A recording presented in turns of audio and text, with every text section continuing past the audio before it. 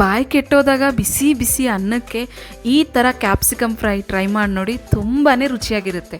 ಇದೇನು ಜಾಸ್ತಿ ಕೆಲಸ ಇಲ್ಲ, ಬೇಗ ಈಸಿಯಾಗಿ ಮಾಡ್ಕೊಬಿಡ್ಬೋದು.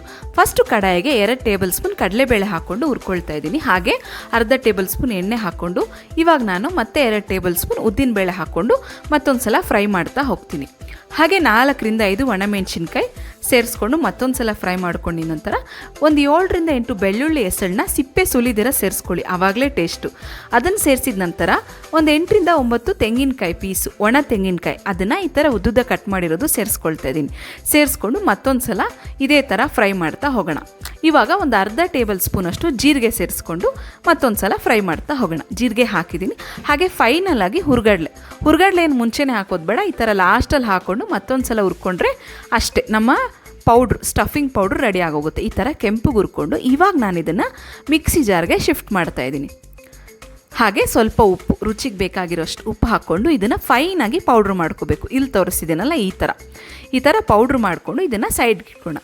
ಹಾಗೆ ಈ ಥರ ಕ್ಯೂಟಾಗಿ ಪುಟ್ಟದಾಗಿರೋ ಕ್ಯಾಪ್ಸಿಕಮ್ನ ಅರ್ಧ ಭಾಗಕ್ಕೆ ಕಟ್ ಮಾಡ್ಕೋಬೇಕು. ಇಲ್ಲಿ ತೋರಿಸಿದ್ದೀನಲ್ಲ ಈ ಥರ ಅರ್ಧ ಭಾಗಕ್ಕೆ ಕಟ್ ಮಾಡ್ಕೊಂಡಿರೋದನ್ನು ಎತ್ಕೊಂಡು ಇವಾಗ ನಮ್ಮ ಸ್ಟಫಿಂಗ್ ಪೌಡರ್ ಇರುತ್ತಲ್ವ ಅದನ್ನು ಇದರಲ್ಲಿ ಫಿಲ್ ಮಾಡ್ತಾ ಹೋಗಬೇಕು. ಇಲ್ಲಿ ತೋರಿಸಿದ್ದೀನಲ್ಲ ಈ ಥರ ಅರ್ಧ ಭಾಗ ತಗೊಂಡು ನಾನಿವಾಗ ಅದನ್ನು ನೀಟಾಗಿ ಫಿಲ್ ಮಾಡ್ತಾ ಹೋಗ್ತಿದ್ದೀನಿ. ನೋಡಿ ಈ ಥರ ಕಾಣಿಸುತ್ತೆ, ಫ್ಲವರ್ ಥರ ಡಿಸೈನ್ ಚೆನ್ನಾಗಿ ಬಂದಿದೆ ಅಲ್ವಾ. ಹಾಗೆ ಎಲ್ಲ ಕ್ಯಾಪ್ಸಿಕಮ್ನು ನಾನು ಈ ಥರ ರೆಡಿ ಮಾಡಿ ಇಟ್ಕೊಂಡಿದ್ದೀನಿ. ಇವಾಗ ಸ್ಟವ್ ಮೇಲೆ ಕಡಾಯಿ ಇಟ್ಟು ಕಡಾಯಿ ಕಾದ ನಂತರ ಒಂದು 2ರಿಂದ 3 ಟೇಬಲ್ ಸ್ಪೂನ್ ಎಣ್ಣೆ ಹಾಕ್ಕೊಳ್ಳೋಣ.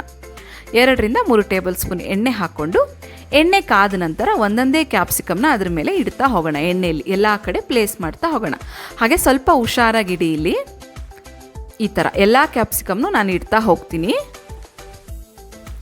ಈ ಕ್ಯಾಪ್ಸಿಕಮ್ ಫ್ರೈಗೆ ನೀವು ಈರುಳ್ಳಿ ಟೊಮ್ಯಾಟೊ ಏನು ಕಟ್ ಮಾಡಿ ರೆಡಿ ಮಾಡ್ಕೊಳ್ಳೋಷ್ಟೇ ಇಲ್ಲ, ಎಷ್ಟು ಬೇಗ ಆಗೋಗುತ್ತಲ್ವ. ನೋಡಿ ಇವಾಗ ಪ್ಲೇಟ್ ಮುಚ್ಚಿಡೋಣ.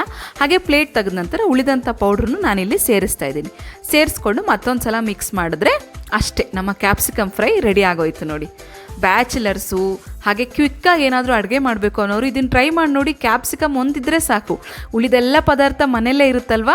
ಬಿಸಿ ಬಿಸಿ ಅನ್ನನ ಪ್ಲೇಟಿಗೆ ಸರ್ವ್ ಮಾಡಿಕೊಂಡು ಹಾಗೆ 1-2 ಟೇಬಲ್ ಸ್ಪೂನ್ ತುಪ್ಪ ಹಾಕ್ಕೊಂಡು ಈ ಕ್ಯಾಪ್ಸಿಕಮ್ ಫ್ರೈ ಜೊತೆ ತಿನ್ನೋಡಿ. ಆ ಕ್ಯಾಪ್ಸಿಕಮ್ ಕ್ರಂಚಿನೆಸ್ಸು ಹಾಗೆ ಈ ಪೌಡ್ರು ಟೇಸ್ಟು ತುಂಬಾ ರುಚಿಯಾಗಿ ಬಂದಿತ್ತು ಗೊತ್ತಾ. ತುಪ್ಪ ಹಾಕ್ಕೊಳ್ತಾ ಇದ್ದೀನಿ. ಇವಾಗ ತುಪ್ಪ ಹಾಕ್ಕೊಂಡು ಕ್ಯಾಪ್ಸಿಕಮ್ ಕ್ರಂಚಿಯಾಗಿರುತ್ತಲ್ವ, ನೀವು ಈಸಿಯಾಗಿ ಅದನ್ನು ಕಟ್ ಮಾಡಿಕೊಂಡು ಅನ್ನದ ಜೊತೆ ಬೆರೆಸ್ಕೊಂಡು ತಿನ್ನೋಡ್ಬೋದು. ಇದನ್ನೆಲ್ಲ ನೀವು ಟ್ರೈ ಮಾಡಿ ಹೇಗೆ ಬಂತಂತ ಕಮೆಂಟ್ ಮೂಲಕ ತಿಳಿಸಿ. ಎಲ್ಲರಿಗೂ ಶುಭ ದಿನ. It's your Pooja.